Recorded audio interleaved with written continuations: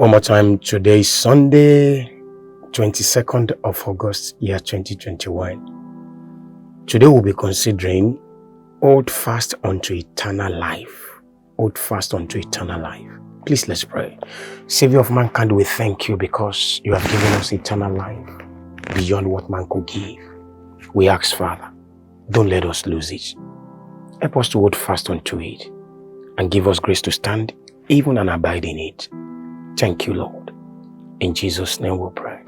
Amen. I hope you're enjoying God's presence, so you're welcome one more time. If there is anything devil want to do, he want to steal away that thing and that which God has given to you. And can I say this to you? Devil will not give up over your life, not until you see Christ in glory, because he still believes he can still have you to himself. Therefore, if there is something he want to take away from you, is the eternal life God has given to you. And that calls for you and I being watchful so that we don't lose what we have. Can we read our memory verse?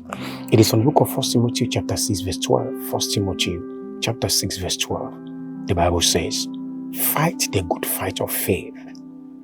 Lay hold on eternal life, whereunto thou art also called, and hast professed a good profession before many witnesses.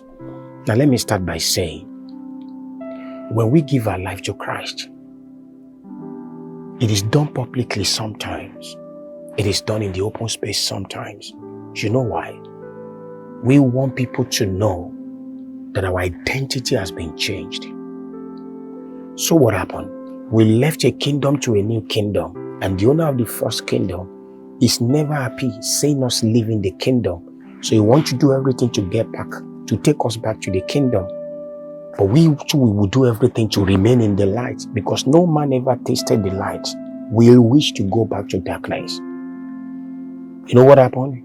Paul wrote to Timothy and he was saying, you should fight the good fight of faith. What does that tell you? There is battle to fight while we're on this journey. And it's not just anyhow fight, it's a good fight. And what kind of fight? A fight of faith. So every man should fight. A believer who is not ready to fight is not ready for this journey. In short, if you have not been fighting before you come to Christ, now that you are here, you must fight. You wonder what you fight for. You fight so that you don't lose your faith. Paul said, I have finished my course and I have kept the faith. So Paul wasn't writing to Timothy what he hasn't done. So he was telling the Timothy that it is possible for faith to be lost. So there is need for you to fight, to hold on to faith. He now said, you lay hold onto eternal life. So when I fight to keep the faith, then I fight to sustain eternal life I've been given. When I fight to sustain, to keep the faith, I fight to hold, to sustain the eternal life that has been given to me. You know what Paul wrote to the Philippians, in the book of Philippians chapter 2 thereabout, he said, you should work out your own salvation with fear and with trembling. That wasn't talking about the instant salvation. It wasn't talking about salvation you have when you've given your life to Christ. And that was not even written to unbeliever, but it was written to the believer. There is something to contend for when you are in Christ. You contend for your faith. You contend for eternal life. You hold on to eternal life. Now, when you are being called, your calling is not unto damnation. Your calling is not unto condemnation, but rather your calling is unto eternal life. So Paul said, you are to fight the good fight of faith. You lay hold unto eternal life wherein you have been called. When the purpose of calling is lost, then call become useless. So Paul was trying to say, what you were called for is you were called into eternal life. So you are to hold on to eternal life, wherein thou also have been called and has professed a good profession. You have professed this as a profession that God, I give my life to you. I have eternal life. You experience it. You enjoy it. So you hold on to it. You hold on to it. You know, this was done before many. And one thing you must be sure of is that also when Christ shall come, it will not be something that will be hidden. When reward will be given as well, it will be before many. You must ensure that what you have professed before many, you are still holding on to it. And that is eternal life. Can I pray for you? You will not lose your eternal life. Your faith will not be a thing of the past. in the name of Jesus. We are to read book of Matthew chapter 24. By the way, long passage. Matthew chapter 24. We are to read from verse 2 to 13. Please follow me as we read.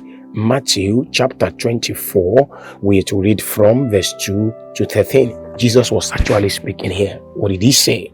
And Jesus said unto them, see ye not all these things? Verily I say unto you, there shall not be left here one stone upon another that shall not be thrown down.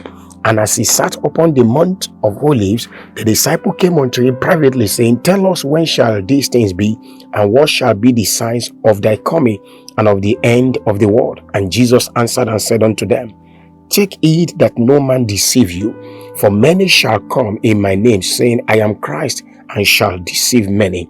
And ye shall hear of wars and rumors of war. See that ye be not troubled, for all these things must come to pass, but the end is not yet. For nation shall rise against nation, and kingdom against kingdom, and there shall be famines and pestilence and earthquakes in diverse places.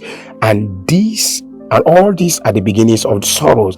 Then shall they deliver you up to be afflicted, and shall kill you, and shall be hated of all nations for my name's sake. And then shall many be offended, and shall betray one another, and shall hate one another. And many false prophets shall rise, and shall deceive many, because iniquity shall abound, the love of many shall wax cold. 13. But he that shall endure unto the end, the same shall be saved. Glory be to God in the highest. You know what I told you the other time? What Jesus said compared to what Paul said. If you are not ready to fight, to contend for what you have obtained, you don't belong here. So Jesus was saying in verse 2, see ye all these things?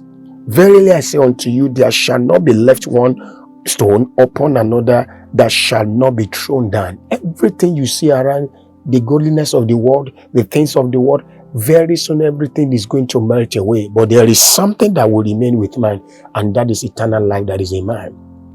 Nothing can you take beyond the grave, but the eternal life that is in you, the salvation you have received, that's what you are going to take away. They were asking Jesus, how do we know, and when shall all this thing be? You know what Jesus said? That's in verse 4. He said, take heed that no man deceive you. That tells you something. There will be deception. By the way, can I say something? Every believer needs to obey God's commandment for you to take hold of eternal life. Every man must obey God's order for you to sustain the eternal life that is in you, and for you to reach eternity. Ecclesiastes chapter 12 verse 13. Let us hear the conclusion of the whole matter.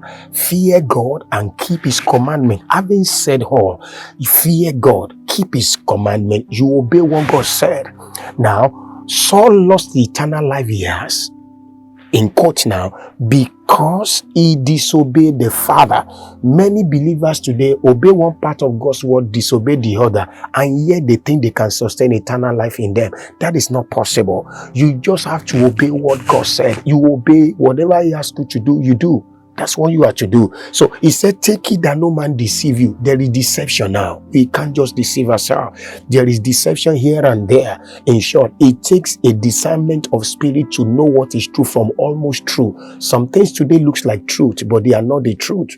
So you must ensure that you are not being deceived. Don't forget, the word take it means you must be watchful. Let him that thinketh is standeth. Take it, lest it does what? Lest it fall. You must be watchful. Paul said, take hold of eternal life. Don't let it be taken away from you. Jesus said, for many shall come in my name. Do we have them now? Yes, we do. I am Christ, and shall deceive many. They will come. They will deceive many. You see them today. In short, there's a place in scripture that says that the angel of darkness will appear as that of light. And ye shall hear rumors of war. Is there rumors of war? Yes, there is. Now, see that ye be not troubled. Don't be troubled, for all these things must come to pass, but the end is not yet. That shocked me. Are these things happening? Yes, they are happening. See verse 7. For nation shall rise against nation. It's happening. Kingdom against kingdom. And there shall be famines, pestilence. Is there pestilence? You could tell that. Everybody could feel that now. An earthquake in diverse places. All these things are the beginnings of sorrow. Do you want me to say this? If we are reading the same scripture, it means what we are saying is still very small. They are still not even, they are not, it's just the beginning. If the scripture is very right. But for a believer who is holding on to eternal life, he says, you must not be troubled. Can I hear amen? Amen. You must not be troubled. Then shall they deliver you up to be afflicted, shall kill you, and ye shall be hated of all nations by my name. And then shall many be offended, and shall betray one another, and shall hate one another. You must take heed not to be offended, not to be a betrayer. You must hold on to the word of God. And many false prophets shall arise, and shall deceive many. Look at the word deception. Look at the word deception. It has been coming often and often. And because iniquity shall abound, the love of many shall wax cold.